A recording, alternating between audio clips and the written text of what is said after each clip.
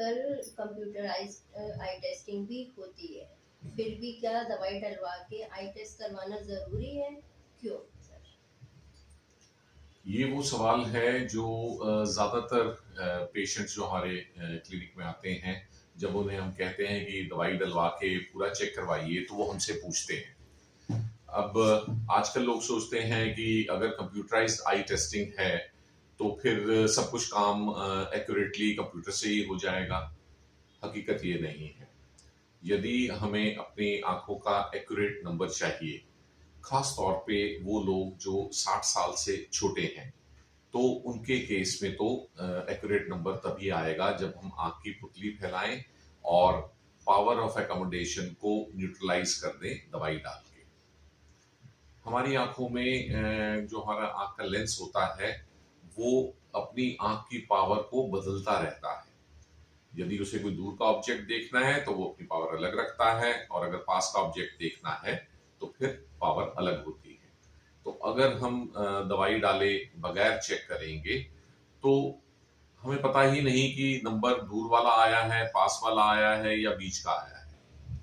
लेकिन जब हम दवाई डाल देते हैं और पेशेंट की पावर ऑफ अकोमोडेशन को फ्रीज कर देते हैं, तो फिर हमारे पास एक्यूरेट नंबर आता है, क्योंकि उस स्थिति में लेंस अपनी पावर को चेंज नहीं कर पाता है। सो ये जरूरी है कि अगर आप एक्यूरेट नंबर चाहते हैं, तो पहले दवाई डलवा के नंबर निकलवाइए, और वो नंबर भी कंप्यूटर पे ही चेक किया जाएगा।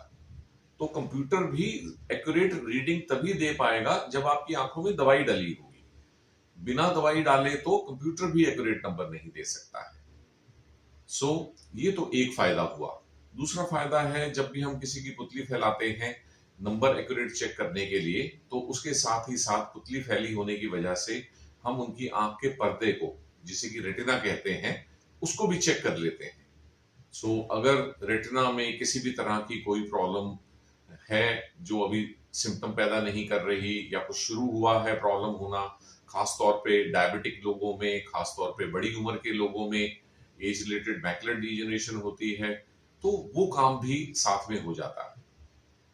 हाँ, ये जरूर है कि अगर आपने दवाई डाल के एक बार चेक करवा लिया है नंबर, तो उसी नंबर के बेस पे हम आपको साल 2 साल तक नंबर दे सकते हैं। लेकिन डायबिटिक लोगों को और 60 साल से बड़े लोगों को तो हर साल अपनी आंखों की पुतली वैसे भी फैलवा के आंखों का पर्दा चेक करवाना होता है।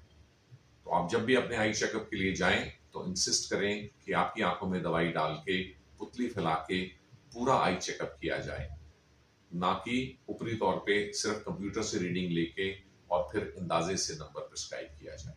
Thank you viewers.